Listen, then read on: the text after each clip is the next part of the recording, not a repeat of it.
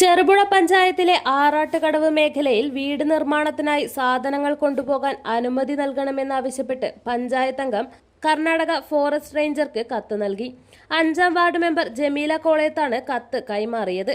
കഴിഞ്ഞ ദിവസം ആറാട്ടുകടവിലെ ഇളയിടത്ത് മനോജിന്റെ വീട് നിർമ്മാണത്തിന് ആവശ്യമായി കൊണ്ടുവന്ന ചെങ്കല്ലുകളാണ് കർണാടക ഭാഗത്ത് വാഹനത്തിൽ നിന്ന് ഇറക്കി വെച്ചത്. പിന്നീട് സാധനങ്ങൾ വീണ്ടും കയറ്റി തിരിച്ചയച്ച സംഭവമാണ് വലിയ ചർച്ചയ്ക്ക് ഇടയാക്കിയത്. ഇതിനെ തുടർന്ന് ജനപ്രതിനിധികൾ ഇടപെട്ടിരുന്നു. കേരള കർണാടക അതിർത്തിയിലെ തർക്കഭൂമിയായ പ്രദേശമാണ് ആറാട്ടുകടവ്.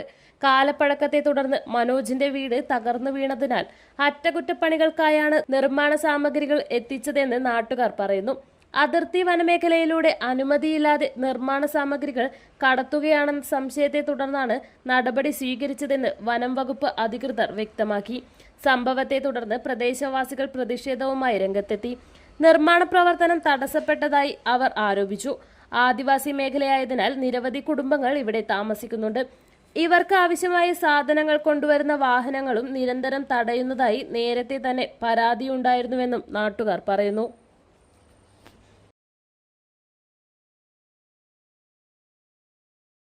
നിങ്ങൾ സ്വർണ്ണാഭരണങ്ങൾ വാങ്ങുമ്പോൾ വഞ്ചിതരാകാതിരിക്കാൻ ജാഗ്രത പാലിക്കുക. 2023 ഏപ്രിൽ 1 മുതൽ സ്വർണ്ണ പരിശുദ്ധി ഉറപ്പുവരുത്തുന്നതിന് കേന്ദ്ര ഗവൺമെന്റ് ആഭരണങ്ങളിൽ HUID നിർബന്ധമാക്കിയിരിക്കുന്നു.